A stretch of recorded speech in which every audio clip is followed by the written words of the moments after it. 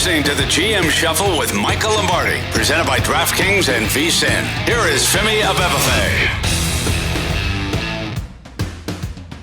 Welcome to another edition of the GM Shuffle with Michael Lombardi, presented by DraftKings and VSiN. I'm your host, Femi Abebefe. As always, make sure to subscribe, rate, and review wherever you get your podcast. Our producer, Elliot Bowman, with us on the ones and twos. Michael, there's so much to get to today. We're going to continue our Blue Chip, Red Chip series. One of my favorite episodes that we did last year, we're talking about the edge rushers. We're going to update that list here this year. I can't wait to get into that conversation. We have a football game tonight, Michael. I probably should have led with that. Jets, Brownies. We got that going on in Canton, Ohio. The Hall of Fame game is Hall of Fame weekend over there in Canton, Ohio. Always one of the special weekends around the NFL. But, buddy, how we doing, man? This is a lot of fun. I'm excited for today's show. I'm excited for today.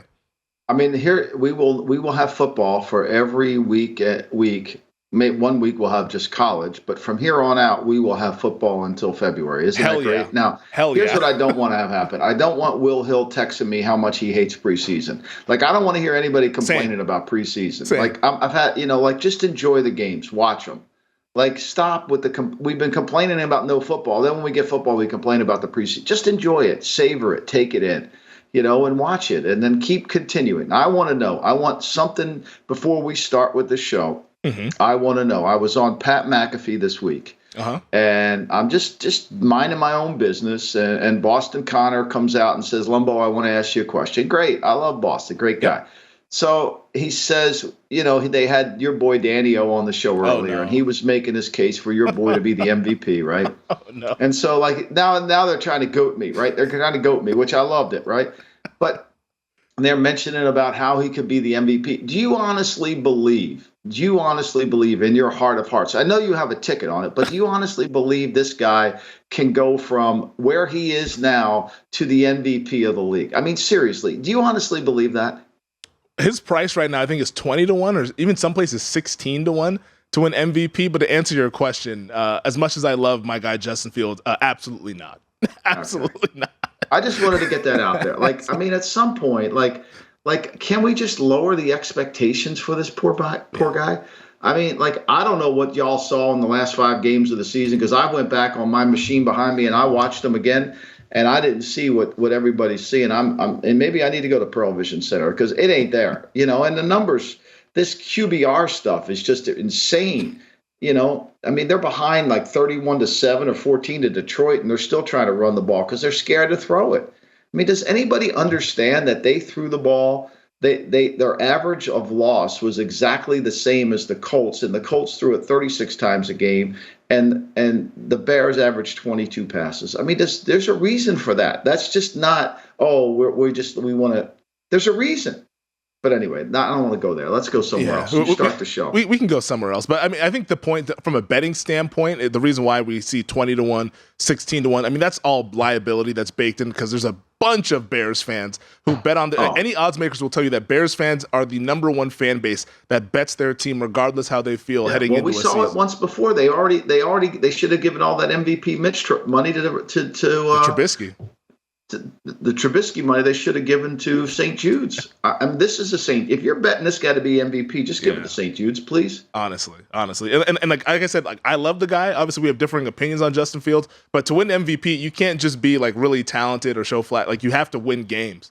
And, if you're and a quarterback, you better throw the ball. You better throw the ball. But the whole thing about, and this is the last thing I'll say about Danny-O's commentary, never does he talk about how important winning is. It's all about stats. Yeah. And that prompted me to really understand about what we wrote about this week in the Daily Coach was there's winning, and then there's winners, right? And guys that just want to pad their stats, they're just talking about winning. Winners do whatever they have to do to help the team win. Anyway, start the show, Femi. All right. 4 minutes I wasted there.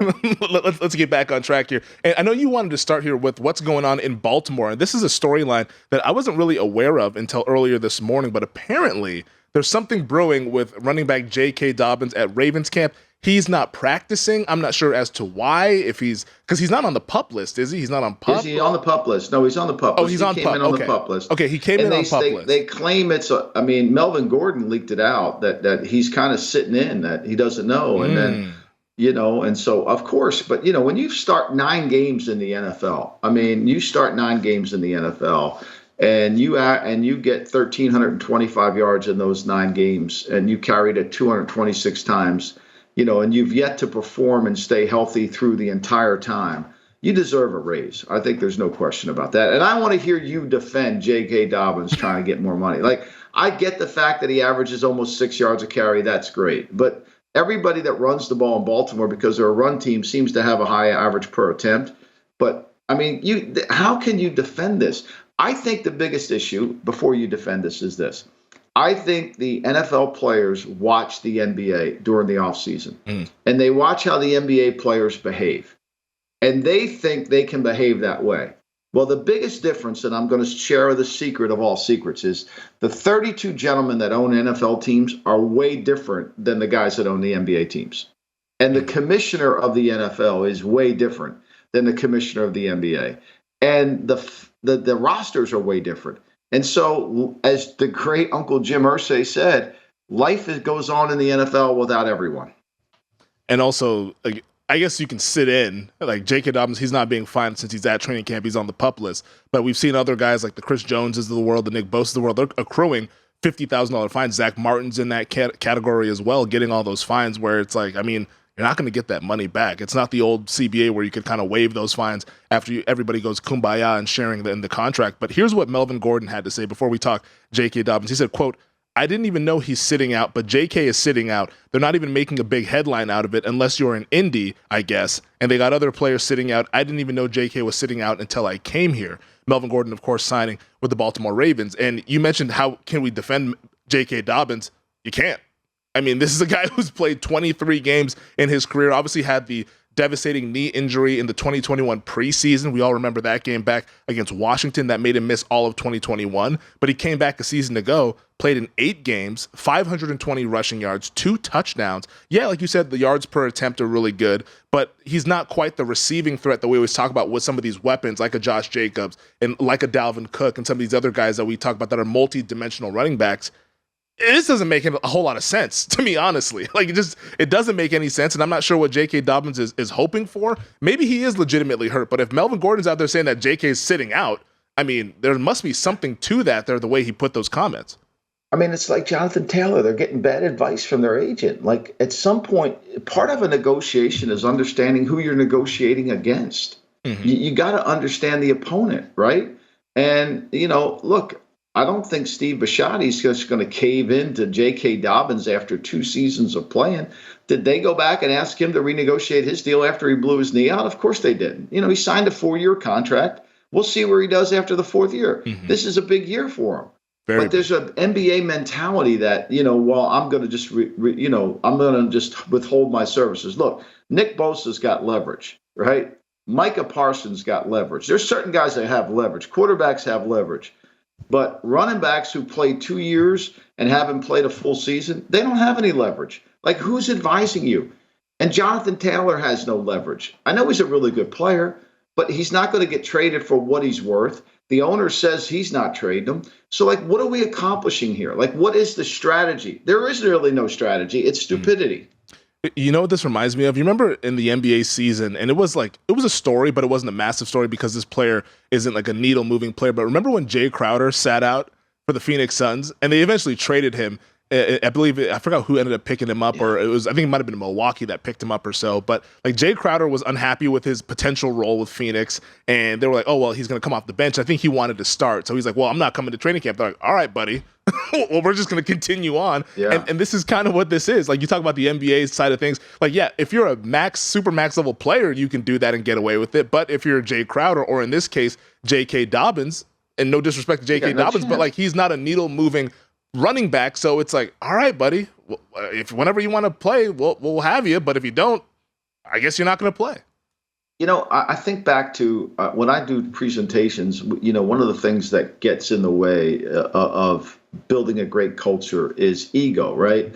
And there's a great story, and you don't probably remember the show, I do, that when MASH was on television, CBS had MASH, and the first 2 seasons of MASH with Alan Alda, Wayne Rogers, McLean Stevenson, it was, appointment television. It had ratings out the roof, right? Yep. And Colonel Henry Blake, who McLean Stevenson played, was funny. People loved him.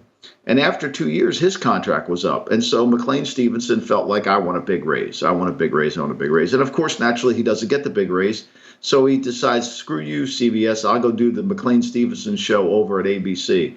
And of course, naturally, you know what happens. The show gets canceled after 6 weeks. He made some money, but they killed his character off at CBS. They couldn't bring him back, right? So he blew up that bridge. And he has the greatest line of all time. He says, you know, what I miscalculated was America loved Henry Blake. They didn't love McLean Stevenson. Like, America loves their football team. Yep. And they love some of their players. But like the great Uncle Jim Irsay said, life goes on without you. And like, I don't understand, like, when you have the leverage, look, I think all the players should make as much money as they possibly can, but they got to have the leverage to do it. You just can't force your way to a contract. It don't work, especially against some of these guys who really don't give a shit. You know, that they don't. Indifference is the hardest thing to negotiate against. Yeah. America loves its quarterbacks. That's why you see these quarterbacks. They don't even have to do this stuff because the owners, the general managers say, hey, we just got to take care of these guys, and then they get their contracts. So it's like the guys who could actually do this never actually have to cross that bridge because they get taken care of. Here's what John Harbaugh had to say about J.K. Dobbins, though. He said, quote, I don't know. It's a fair question about when he's going to end up practicing. He says, and there is a point in time when it does become a concern because, and he knows, JK and I talked last night. We talk a lot. He wants to be out there. He needs to be out there just like any player does. Other than that, there's nothing else that I can really add because I don't know when he's going to come back. But I know I'm going to be really happy when he does. And they asked him, what are you missing without him out there? Well, you miss JK. He's the player. You want him out there. He's a great player. And it's one less great player that you have out there. So John Harbaugh kind of taking like the political stance of like, hey, like he's a great player. We want him out there. But I mean, we can't force him. You know, you can't drag him out there on the field. Mean, look, we want him out there. But I mean, like, seriously, we're used to not having him out there, too. Did you ever think about that? We're used to not having him out there. Like, we're accustomed to him not playing. Yeah, it's just another chapter in this running back conversation. And I'm sure there'll be many, many other chapters. Maybe another chapter with Jonathan Taylor at some point later this offseason because it sounds like the league is interested, at least according to the sources. According to the sources. Oh, God. I laugh when I say it, Michael. That should tell you. Biting that line. Oh, my God. That should tell you that I don't really believe it. All right, let's talk some quarterbacks on the other side. We'll also set the table for blue chips, red chips, edge rushers here on the GM Shuffle. You're listening to the GM Shuffle with Michael Lombardi, presented by DraftKings and VSiN. Here is Femi Abebefe. You know, training camp season is quarterback competition season. Quarterback battles all around the National Football League. Not as many as we typically get, it feels like. It feels like we've kind of have gone towards, all right, we're just going to name the starter. Bryce Young was named the starter by the Carolina Panthers before training camp even started. It sounds like we're kind of headed that way in Houston, maybe unless you're hearing something else. But I mean, you know, that thing I look at every day, it's called the live odds page. You know, you can go to VSiN and get the betting splits on VSiN's website, which I encourage everybody to do because there's a lot of good information in terms of what the public's betting and what the sharp bettors are betting. In that, they have C.J. Stroud as the starter. Which typically, you know, they don't ever couch that, whereas in Indy, they don't have it. I mean, they don't even have Brock Purdy officially as the starter in San Francisco, which we know he's going to be, but I'm surprised they haven't updated that. But they set the lines, like in Purdy's case, I'm sure that line against Pittsburgh is set as if he's going to play. 100%. Because, it was 2.5 when there was some uncertainty before training camp, but then when John Lynch said that, hey, Purdy's clear to go, he's going to be practicing to start training camp, then it went to 3. Which is a significant. Like, people might say, "Oh, that's only a half point." That's the biggest half point in NFL betting, 2.5 to 3. So it's like the line is basically saying, "Hey, Brock Purdy's going to be the Week 1 starter." But you mentioned Indianapolis, Michael, and we have a report here from Stephen Holder. He covers the Colts for ESPN, and he tweeted this out just moments ago. Said quarterback Anthony Richardson taking practically all the first team reps at Colts practice this morning again. So I don't know what's going on. And maybe it looks like we're headed towards Richardson being QB1 to start Week 1. We eventually thought that he was going to be the guy like at some point during the regular season. Maybe it was in Week 2, Week 3, Week 4. But it sounds like we could be headed there sooner than we thought there to where maybe he's the opening day starter for Indianapolis. Well, I mean, look, let's face it. They're going to run the six-back offense. And they open up. And if I'm Mike Caldwell, the defense coordinator of the Jacksonville Jaguars, I'm practicing at least 2 or 3 periods a day to handle the six-back run game, to handle the single wing. and to get acquainted with it during the summer, because you're going to have to. Because Richardson's, like Jalen Hurts, is uniquely athletic. Now, he doesn't throw the ball as well, nor does he understand rhythm and timing, and his feet aren't kind of linked to his arm. But, that's the intention. I mean, they hired Shane Steichen to run an offense, and Steichen had a lot of success running the six-back. So, to me, I fully expect Richardson to be the starter. I fully expect Stroud to be the starter. On our board, they don't have Ryan Tannehill as the starter. I'm not buying that Will Levis is going to beat out Tannehill. There's just no way I'm buying that. Yeah. He couldn't beat out goddamn Sean Clifford. How the hell is he going to beat out Ryan Tannehill? I mean, seriously. Yeah. So, and we'll talk about Tampa in a second, but that one to me is debatable. But for me, look, I think if you're Indy and Jim Irsay said what he said, you pretty much need to play the guy. The guy needs to get the reps. And then, because if you go to Minshew, you got to change the offense. You become more of a RP, not an RPO, but a shotgun, throw the ball. Well, we saw that in Philly. Look, when Philly went to Minshew, their offense wasn't nearly as explosive because they knew the quarterback wasn't running. Yeah, they lost that game outright to the New Orleans Saints late in the season there. That game probably cost Nick Sirianni Coach of the Year there, because it looked like he was headed towards winning that award, but then Brian Dable kind of swooped in and took it there. But if you were running the Indianapolis Colts, if you were Chris Ballard, is this kind of where we were headed here? Was this always the direction, or do you think that this maybe is an indication that Richardson's a little bit further along than we all thought? No, I think this was the direction. I mean, Look, they know they're going to have growing pains. I mean, it's not going to be perfect. But the number one thing you have to do whenever you draft a player is you have to be in a mad sprint to figure out who the player is. Now, you say, don't you know that before you draft them? No, you really don't. You don't really have a sense. And you don't have a sense of your team, of who they are either, right? And that's part of what camp's all about. Who are we and how are we going to win? That's the two fundamental questions you've got to answer in training camp if you're the head coach. Who are we and how are we going to win? And it's based on watching practices, based on strengths, weaknesses, based on, I'm wearing this shirt from the New Zealand All Blacks, and they have this term called the gap, figuring out what the gap is each week. How do we win the game? What's the gap? What's our strengths versus their strengths? What's our weaknesses versus theirs? And where's the gap? And I think that's what training camp's all about. So if you're Steichen and the coach, you're gonna if you want to be the team you need to be, you're going to have to grow with the quarterback, and you just accept it, because you lose a year. He's not going to get better standing next to Steichen. And look, let's face it, he's going to be a running back. I mean, they're going to probably average, 23, 24 passes a game. I mean, if it's 3rd and 6 and you're Mike Caldwell and Richardson's a quarterback, you're not playing dime. No, you're not playing dime. You're worried about quarterback runs. You're worried about quarterback draw. You're worried about a lot of shit. So, for all that how hard the game becomes for a rookie quarterback, when he's the running back in the offense too, it kind of lightens the load. Yeah, no, I'm excited to see it. If he ends up being named the starter there, I think that'd be a lot of fun. Obviously, we liked him, in the draft process. At least I know I liked him because, the talent, it jumps off the page. I like the athleticism. Yeah. I'm not ready to go and say this. I mean, to me, he's got a lot to prove. I wish he would have stayed a year in college, but that's a stupid statement, because he got drafted, the 4th pick overall, and he didn't have to stay in college. So. Yeah. Yeah, the Colts definitely liked him because they went ahead and took him with that 4th overall pick. Let's talk about, though, this Tampa Bay Buccaneers quarterback competition. It feels like, I don't know if it's because it's Tampa and everybody just throw them off to the side since Tom Brady is no longer the quarterback, but this quarterback competition hasn't gotten a whole lot of pub unless you've been diving into what's happening locally.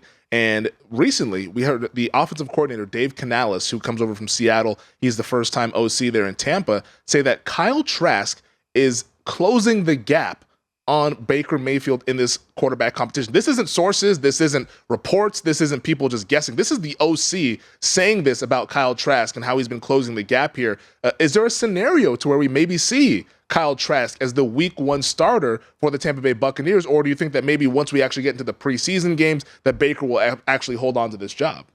No, I think this. I think whenever you have a young player against an older player, coaches tend to favor the older player because he protects the football, right? Mm-hmm. We're going to start Joe Flacco over Lamar Jackson because he'll protect the ball, but he really never did. We're going to start, Joe Flacco over, not Joe. We're going to start Mitchell Trubisky over Kenny Pickett because he'll protect the ball, but he never really did.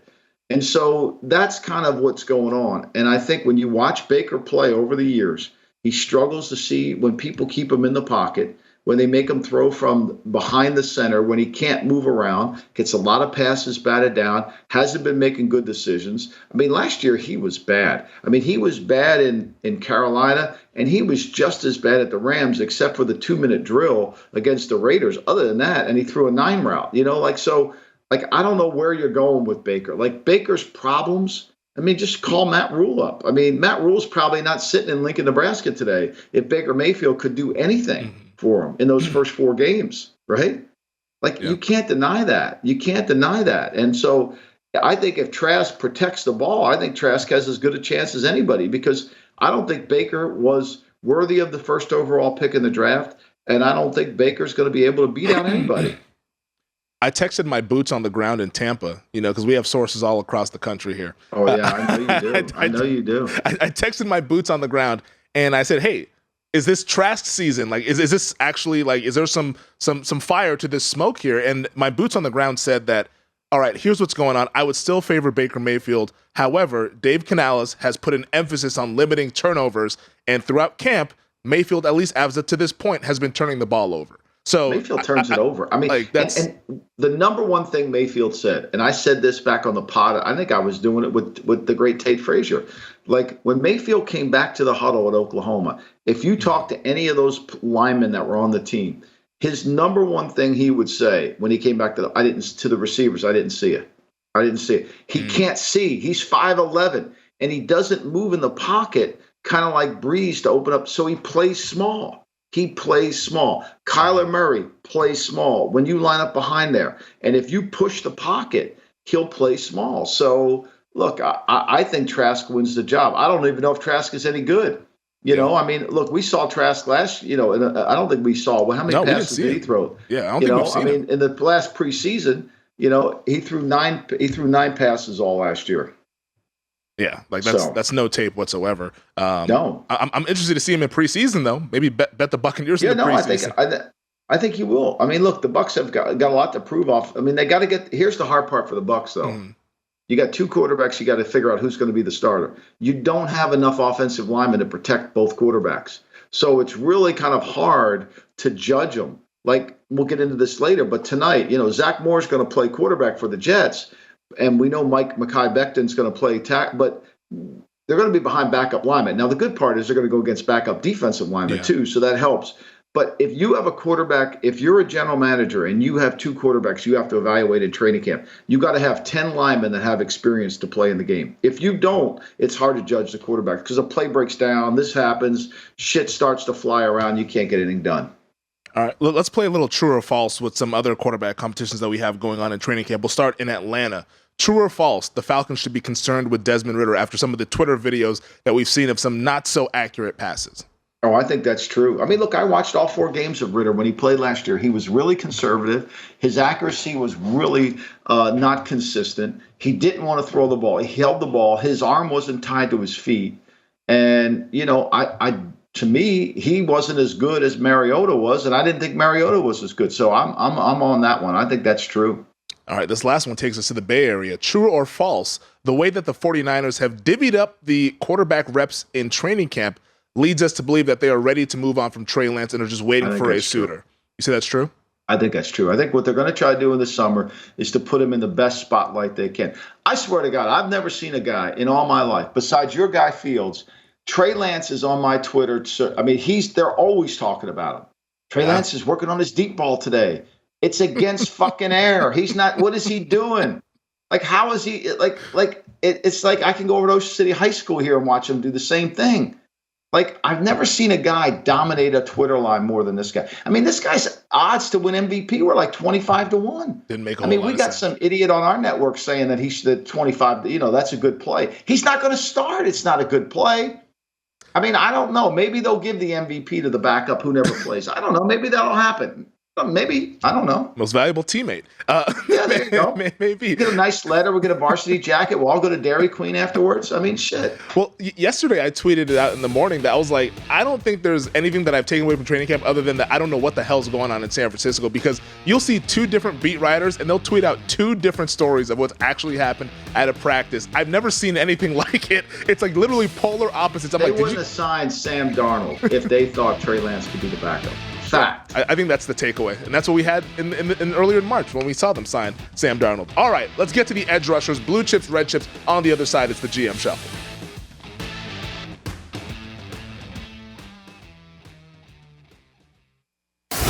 You're listening to the GM Shuffle with Michael Lombardi, presented by DraftKings and VSiN. Here is Femi Abebefe. All right, before we get into the list of the blue chips and red chips for the edge rushers here, Michael, I wanted to kind of go in reverse order and start with the guys who didn't make the cut, because we've added some of these superlatives to this blue chips, red chips exercise here, and we have two categories: who's close and then some stars to watch. So in your who's close category, you have Josh Allen of the Jaguars, Brandon Graham of the Philadelphia Eagles, and then Brian Burns of the Carolina Panthers. Do you want to kind of highlight why those guys are a little bit close but didn't quite make the cut? I mean, I thought Brandon Graham at age 34 with 11 sacks and 21 pressures and hit the quarterback a bunch, that he had a really good, he had a good season, 4 quarterback knocks down. I thought when you look at it, he just wasn't, to me, I couldn't pick somebody out. I thought Brian Burns, he had 12 and a half sacks. I thought, to me, there's sometimes he doesn't play to the same level that I wish he would, against certain tackles. He knocked the quarterback down 9 times, which Nick Bosa knocks the quarterback down 28 times. So there's a pretty decent gap there, and so I think that was one of the reasons why I kind of like put him off. And Sweat, I think Sweat's going to be a really good player. I just think it's kind of a year away from it maybe happening, but I thought those were really good. The young players, I put Aiden Hutchinson in there. I think he played well last year. I think he's got to show that he can continue to get better. I think he did, and I think for him, playing in a dome is going to be really good. The guy I missed was Josh Allen. I thought Josh Allen started to come around and play really well last year for them. The other young player is Josh Uche. I thought Josh Uche is going to, if he could stay healthy and stay on the field, I think Josh Uche can be a really ascending player, and he's going in a contract year. I think this will be a big year for him, and I think he's going to make a huge, and I mentioned Sweat earlier. I think all those 3 players are really good. I think Uche has a chance to really make a difference. He's exactly what the Patriots need. He's athletic. He's fast. He just got to stay healthy.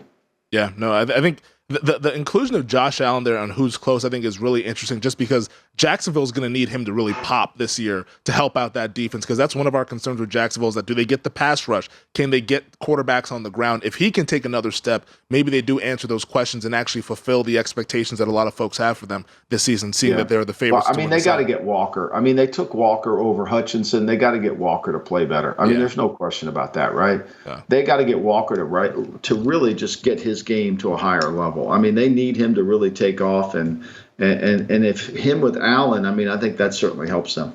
Well, let's get to the red chips list here for the edge rushers, and we have Hassan Reddick of the Philadelphia Eagles, DeMarcus Lawrence with the Dallas Cowboys, Jalen Phillips with the Miami Dolphins, that first-round pick back in 2021, Alex Highsmith, who just went to the big bank earlier before training camp started there with the Pittsburgh Steelers, and then Matt Judon of the New England Patriots. Reddick to me should have been, I think Reddick's a blue. I only could put 5 blues in there. I debated between TJ Watt and Reddick for the blue. I thought Reddick was sensational last year. 16 sacks, 41 pressures, 10 knockdowns. I think he's more of he's the best red if there is, but he should have been a blue when you look at it. And when you look at like Judon, Judon knocks the quarterback down quite a bit. Judon may not dominate the sack total. He had 15 and a half sacks, but he had 42 pressures, 12 quarterback knockdowns. I thought he was, he's playing really good. Highsmith is one of the sleeping giants, right? He just got a new contract, 14 and a half sacks. Now, and you say, well, he plays next to TJ Watt. Well, TJ Watt wasn't there the whole time last year. And he was still, I think this is a guy that has really improved his game tremendously. I think he's really improved. He's physical. He sets the end of the line. He sets the edge really well. So, I think he's really an up-and-coming player. I think he's got an arrow up to him. I really like his game, and the scheme fits him perfectly. And much like the Steelers typically always do, the guy's improved as the year went along. So, I think he's got a great chance to keep rising, even though, you say, well, you got two guys from the Steelers. Well, I mean, that's why they're a good defense. Yeah, that's why they're really good. That's the cool thing about Matt Judon, though, is that he's one of those free agency success stories, because the early portion of his career in Baltimore didn't really have like the primary edge rushing role, but was productive. You could kind of see the flashes, but then he leaves Baltimore, goes to New England in free agency, and the 2 years in New England, 12.5 sacks in 2021, 15.5 sacks in 2022. And this is a guy who's now entering his age 31 season. And like typically we say, oh, you don't want to pay guys who are a little bit older, and you don't want to overpay people. And usually when Baltimore lets somebody go, it's like, well, they're letting them go for a reason. You don't want to pay those guys. But Judon's been a success story for the Patriots. Yeah. I mean, I think sometimes there's matchups that don't favor him. That's why he's in the red category. But he knocks the quarterback down. He sets the edge. I say, is he the elite of elite? I think his production has been pretty good. And, to me, there's a difference between Matt Judon and Hassan Reddick. Yeah. So even though they're in the same category, I think there's a difference. I had Judon as the last guy in there, and I felt he was better than Brandon Graham, so that's why I made him 10. So, but I do think he is. I could see, to be honest with you, I could see Josh Uche taking him over. I mean, people don't realize Uche had 11.5 sacks last year. It's a good defense. He had 25 quarterback hits. He had 3. Now he knocked the quarterback down 3 times. So, and he didn't start a game, and he played in 15 games. So, I mean, I think his arrow's up. I mean, they're a little bit like Pittsburgh. They have 2 good edge rushers. Lawrence being a red chip here, and as a Dallas Cowboys fan, I love DeMarcus Lawrence, and he's been one of the leaders of that defense for almost close to a decade now. How much did you factor in run defense when you were grading these edge guys? Because we always think about, can you get to the quarterback? But I think Lawrence, he really shines as a run defender, as an edge guy. It only has 2 double-digit sack seasons in his career, but as a run defender, he's probably one of the best in the league. Yeah, and I thought he was playing hurt a little bit last year, but I thought he was still a force. Now, look, he's got Mike on the other side, so that really helps him quite a bit. But, I mean, he gets pressure. He plays the run. He's hard to move off the line of scrimmage. I think he's exactly what you want. He's a all-down player, and I think he proved it last year. I think he does, and I think he continues to do it. And I didn't think there was somebody better than him, and especially when he's healthy and humming, he's pretty damn good.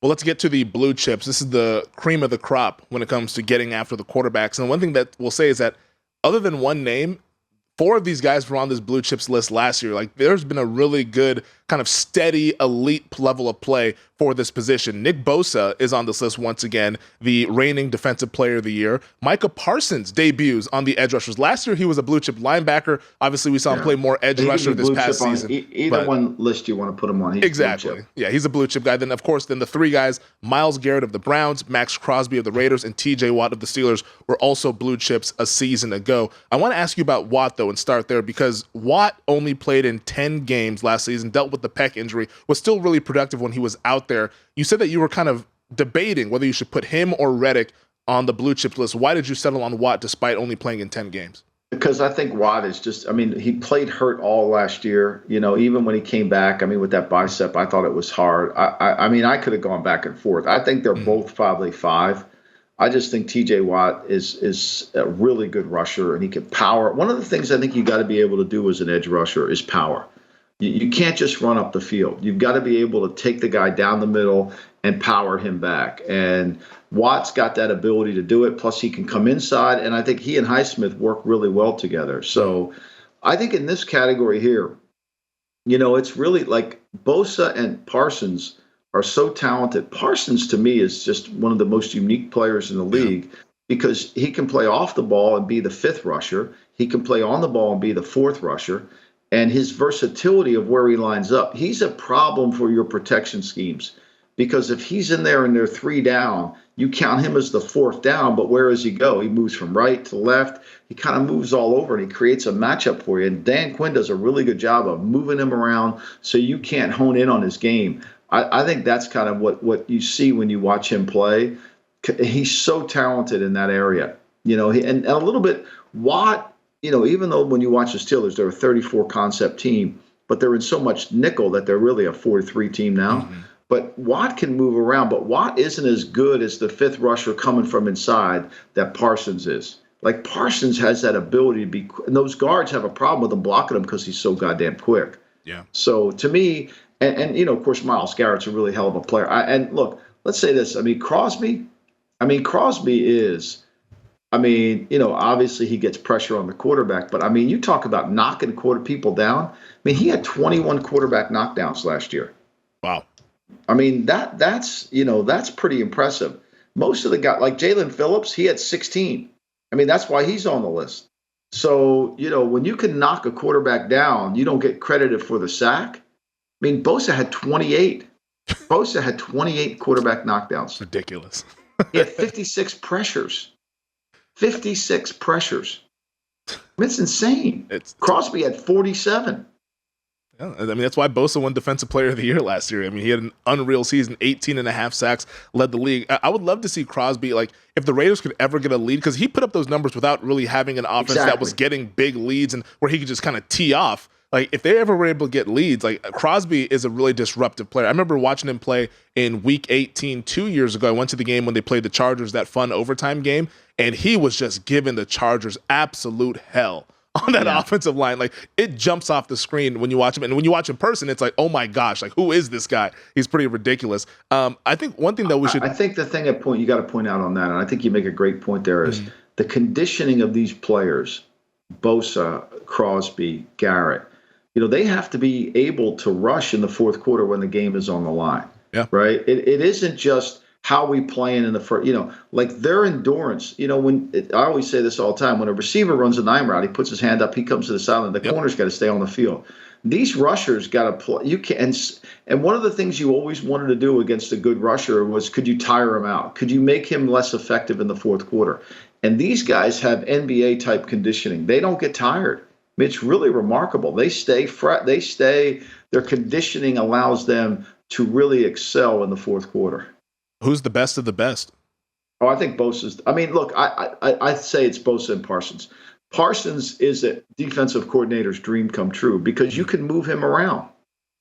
Bosa, you can move him a little bit around too, but Bosa is, you walk into the stadium, you better have a really good protection plan for both those guys. Yeah. I think they're even. I like the versatility of Parsons. I thought Bosa was unbelievable. And Crosby's effort is remarkable. Yeah. You know what's cool is that I was taking a look at the DraftKings odds for Defensive Player of the Year, and it backs up your list. Right now, the favorite is Micah Parsons at 6-1, Myles Garrett's at plus 750, TJ Watt's at plus 850, Bosa is at 12-1. You have Sauce Gardner at 15-1. He was a blue chip corner, and then Max Crosby at 16-1. So your 5 blue chip edge rushers are 5 of the 6 guys who are at the top of the Defensive Player of the Year odds. It wasn't a hard list to put together because they're elite. You can see elite. Elite's easy to scout. Yeah, you don't need Pearl Vision to get this one here for the edge rushers. No. We'll talk Hall of Fame game on the other side as we wrap up the show here. This is the GM Shuffle.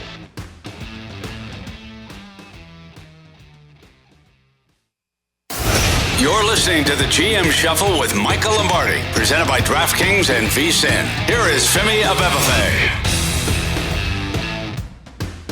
Before we get to the Hall of Fame game, we want to get some news and notes from around the league that we didn't get to in the early portion of the pod. Obviously, a tough scene there in Denver with the wide receivers. We'll start with Tim Patrick, who was coming off the ACL injury, suffered an ACL tear last year in training camp, and then earlier this week, tearing his Achilles, and he is out for the season once again. So that's now back-to-back years for Tim Patrick, years 2021 and 2022. It's a bummer, honestly. And he's a good player. But, it's funny. When Sean Payton first went there, I think we talked about this on the GM Shuffle here. He would have traded Cortland Sutton. Now, of course, he denied it. Well, we're really not. And Jerry Jeudy. They didn't pick up the 5th year on Jeudy. Mm-hmm. They would have traded any of those guys. They drafted Marvin Mims in the 2nd round from Oklahoma. He signed Marquise Callaway from his former team. So, I don't think he went in there saying, wow, these receivers, of course, they don't stay healthy. Jeudy missed games, Sutton misses games.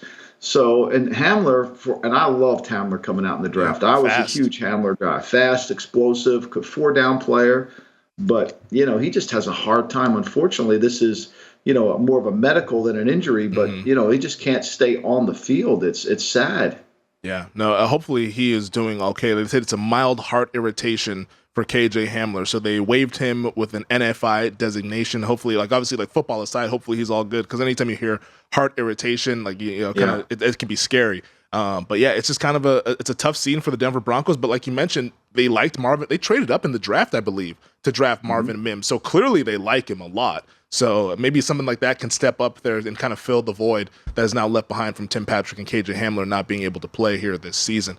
We also had news out of New Orleans. This one pertains to Alvin Kamara. This storyline has been going on for about a couple years now. Of course, everybody remembers 2 years ago at the Pro Bowl here in Las Vegas, Kamara getting into the altercation, was charged with it's a misdemeanor charge from that altercation that he had in Las Vegas here at the Pro Bowl. But he met with Roger Goodell, the commissioner of the NFL, to talk potential discipline from the league. It sounds like coming out of those meetings, the expectation is that he will be suspended. We don't know how long. I know the full, is it still 6 games, the full conduct detrimental to the league? Is it still the 6 games? I never know how they do that. I don't know if they subjectively make that call, if it's all predicated on, what is the situation. But I'm sure New Orleans fully expected him to get suspended. They drafted Kendra Miller from TCU. They've signed Jamal Williams to be the back. I mean, the guy had 17 touchdowns, so they've got that combination of two.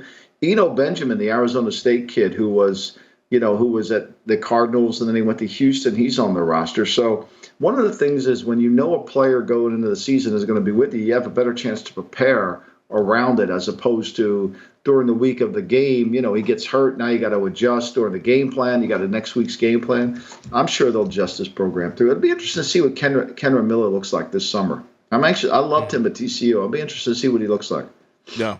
I'm curious to see how that looks coming up here for this New Orleans Saints offense as well. But that's what's coming out of New Orleans. Let's get to the Hall of Fame game, though, Michael, because we do have a football game coming up later tonight. I'm excited for it. I don't care that it's preseason and it's not going to look like what we see in September. It's football, damn it, and they're wearing NFL jerseys, so I'm going to watch it. And it's the Jets and the Browns. I'm looking at the odds right now just because I'm that much of a junkie. Let's take a look here. I think the Jets are still 1.5-point favorites at last look. Oh, now 2-point favorites. Jets now up to 2-point favorites. Total is at 33.5. But just from a football standpoint, what are you most looking forward to seeing? It sounds like we'll have Zach Wilson start for the Jets. It'll be Kellen Mond for the Cleveland Browns. What are you looking for later on tonight? I really want to watch the Jets' backup offensive lineman. I'm going to focus on Becton. I think it's a big game for Becton. I want to see who they're playing in that backup line. Tippmann, the kid they drafted from Wisconsin, I want to watch him. So I really want to watch. I think one of the things about preseason games is you watch parts of teams. You don't watch the whole team, right? So you want to watch the depth of the Jets' offensive line. I think you want to see what Cleveland's defense looks like, how they play it, what they do, and move forward. So, I'm really anxious. I'm not going to complain about it. I'll have the sound down because I don't want to get on the stories. I want to watch the actual game. You don't hear the storylines? No, I don't want to hear the storyline. I don't want to hear, something happened here, no. I mean, I think the other thing is will they play Corey Davis? They keep having Corey Davis on their roster making $10 million. Is he going to make their team at that as a backup receiver, as the fourth receiver? I mean, even if he beats out the great Randall Cobb, how is he? How are you paying a fourth receiver $10 million? Well, wouldn't you rather have Dalvin Cook at $10 million than Corey Davis? I thought they would have changed those out. Randall Cobb maybe he might be the assistant wide receivers coach for that team. I don't know what's going on with that situation. Is that Bella? How's Bella doing? Bella's barking. Of course, naturally, she's, I have my door closed, so she wants to interrupt the whole thing and probably wants me to take her somewhere. I have a house. Nobody's at the house now, so it's all quiet except for I got her now. All the kids left. So we're back here, so I'm sure she'll want to feel like she's being part of it all. Yeah, well, tell Bella we got 7 minutes left, so we should be good to go. She's going to have to hang in there. Yeah. I'm curious, Zach Wilson, though. I was actually talking to some of the guys behind the glass here about Zach Wilson before we started recording the pod. If he gets decent protection tonight, which is a big if in a preseason game, but if he gets decent protection and he doesn't look good, I think it starts to be it's a bad deal, man. This isn't a pressure packed game, but he's kind of playing for some respect here and also for just his NFL lifespan as well throughout this preseason. Remember last year, Chris Streveler, the kid that I think that's how you say his last name, Streveler? Yeah, Chris Streveler. Streveler. He played really well. He was the leading rusher for the Jets in preseason. Mm-hmm. They scored points when he came on the field. That's why I think the under is probably the wrong play. I think both teams the quarterback should move the ball. Mm. I don't know about Kellen Mond moving the ball, but I can't wait to watch Dorian Thompson-Robinson. Yes. Yeah, I mean, I want to watch him run around a little bit, especially see what I thought he got. I thought it was a little bit 4-year starter in school. I'm anxious to see him. I don't have much hope for Kellen Mond. I think Kellen Mond's a one look and go. But I agree with you. If Zach Wilson doesn't come out there and move the football in this, if he gets protection, because he's going to throw the ball to guys he probably knows. Guys, I don't know how many free agents, but that kid that they signed from Iowa State's had a hell of a camp. I think it's Brownlee. Yes, I was about to name him. Every time I turn around, he's on the Twitter line. He's from Southern Miss. He's on the Twitter line, and he's making plays left and right. So. Yeah, I'm really excited to see Jason Brownlee for the New York Jets, undrafted wide receiver. If you haven't seen some of the highlights from Twitter, just search his name in Twitter. There's about 3 or 4 different videos. Like, he made a one-handed catch. He beat Sauce Gardner on another one. We'll see a lot of 9 routes. That's the one thing about about preseason. You'll see a bunch of 9 routes coming through. Yeah, so we'll see what happens there with Jason Brownlee. He's the camp darling over there in the Meadowlands for the New York Jets. But for the Cleveland Browns, Dorian Thompson-Robinson, I think that's going to be really exciting. I don't know I'm going to try to bet this game. I got to figure out what I'm going to do with it. If you look at last year, if you want to bet the game, and most people will say don't bet the under because unders come in. Mm-hmm. But if you look at last year's preseason for the Jets, and when they went, the Jets scored over 20 points in all their preseason games last year. They scored 24 against Philly, 24 against Atlanta, 31 against the Giants. So, if it's 33 is the number and the Jets score in the preseason, you got to say that. And Cleveland last preseason, same thing. Cleveland's preseason scored 24, 20, and 20. Yeah. So you feel like both teams will try to score.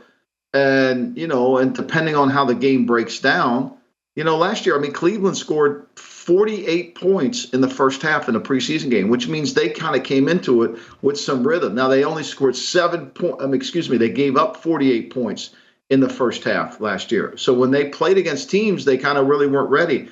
They didn't give up in the second half. They only gave up a touchdown. So I think you got to kind of look at what they did last year and kind of manifest it through. I would be surprised if it didn't go over. I typically say play the under, but I think Zach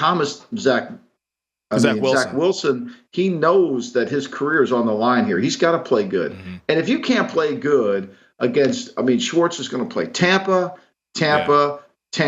maybe some quarters. But this is what it's going to be. It's going to be the same call. Repeat the call. It's nothing going to be complex. Yeah. No, I think the fact that we have some decent depth with the quarterback position, I think that lends to an over as well, especially in its mobile quarterbacks. Streveler's really mobile. Dorian Thompson-Robinson's really mobile. So if they do get into some trouble in the second half because the offensive line play is shaky, they can at least run and try to get out of it and still have productive plays. So, I think, if anything, maybe you look at a contrarian over because we do see the under tend to come in often during these preseason games. But final thing, you mentioned Zach Thomas. What do you think of this Hall of Fame class? They're going to be inducted into Canton later on this weekend. It is Rondé Barber, Darrelle Revis, Joe Thomas, Zach Thomas, and then DeMarcus Ware, Don Coryell, and then the senior members, Chuck Howley, Joe Klecko, and Ken Riley. That is the class of 2023. I thought Ken Riley should have been in a while ago. I thought Chuck Howley should have been. He was the only last guy to win an MVP on a losing team in a Super Bowl. I thought he should have been in long ago. I think Revis is a no-brainer. I think Joe Thomas is a no-brainer. I think the other ones, DeMarcus Ware, that one to me on the edge. Zach Thomas made a lot of tackles. I didn't feel like Zach was. I think Zach's a really good player.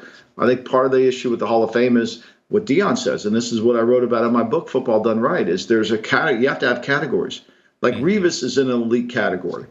I didn't put Joe Thomas in my top 100 players, but I think he would have been in consideration, certainly for that. The guy played well for a long time in his career. He's more, he played a long career. Tony Baselli only played, 8 years, and he got in the Hall of Fame. I think Baselli had a Hall of Fame talent. He didn't have a Hall of Fame career. Exactly. That's me personally.